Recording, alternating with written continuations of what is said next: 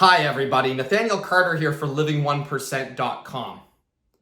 It doesn't matter what organization we work in, it is inevitable that there will be times of struggle.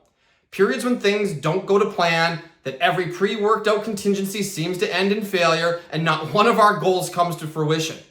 What do we do then? I've talked about this with many groups of people, and the overwhelming answer seems to be drop the hammer. Teams failing? Somebody needs to get fired. It'll light a fire under everybody and we can grind our way to the finish line. This is the common approach that commonly fails. The usual results are low morale, high turnover, even less productivity, and the only one who gets the hammer dropped on them is usually the leader of the group, a manager that needs to face the music when things go too far off the rails. Yes, there needs to be accountability. It's the nature of leadership. If you want to sit on the hot seat, there are times when the seat's going to be hotter than others. You do have to take responsibility for failing to meet objectives. That said, hard times are inevitable, and if the task was easy, there would be a lineup of people looking for the responsibility to get it done and take the credit. Hard tasks have short lines. Poor leaders commonly resort to cracking the whip in the face of struggle.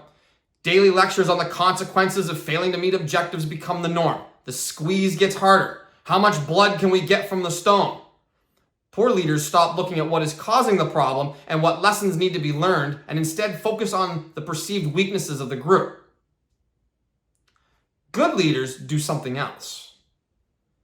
They go looking for the causes of dysfunction, glean lessons learned, and they stop lecturing. They share what they've learned and teach their team needed lessons that will overcome the struggles and get the wheels of progress moving again. A friend of mine who owns a restaurant in Dubuque, Iowa, was telling me about the struggles his staff was having with new kitchen procedures. The initial assumption was the staff was just being lazy and wanted to keep doing things the old way, even though it was thought that the old way was too slow and costly.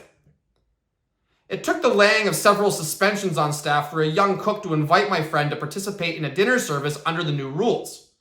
Even though my friend has been in the restaurant business for 25 years, he found it extremely difficult to follow the new protocol. It was simply too complex to be learned quickly and implemented easily. This led to a staff meeting where grievances were allowed to be aired, my friend apologized for the lack of clarity, and discussions were held between owners and staff on how to best achieve the results that the new procedures were supposed to address. This approach takes humility and an understanding that as leaders, we don't always have all the answers, even if others look for us to. Teaching our teams is about two-way communication. While you can try to simply impose the right answers, it never guarantees that the correct lesson is being learned. When we collaborate and solve problems as a team and learn from the mistakes, we wind up much further ahead. Remember to talk less and listen more. The more we delegate responsibility as leaders, the more we allow frontline team members to become subject matter experts. Let them be the experts and teach us the best way of accomplishing the required objectives.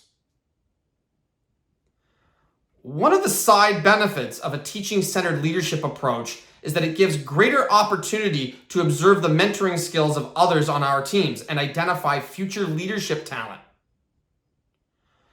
Nurturing the succession of our teams is often a prerequisite of our own advancement.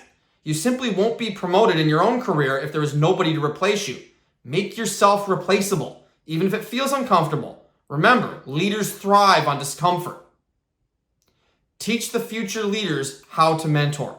It creates a more holistic approach to problem solving and creates a far more nurturing work environment. Good leaders are inspirational people.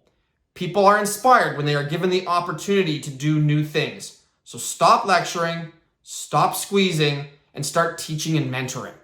You'll find stuck wheels start moving much quicker. Want to keep seeing useful content like this? Hit that like and subscribe button and check out my blog at living1percent.com. See you next time. I'm Nathaniel Carter.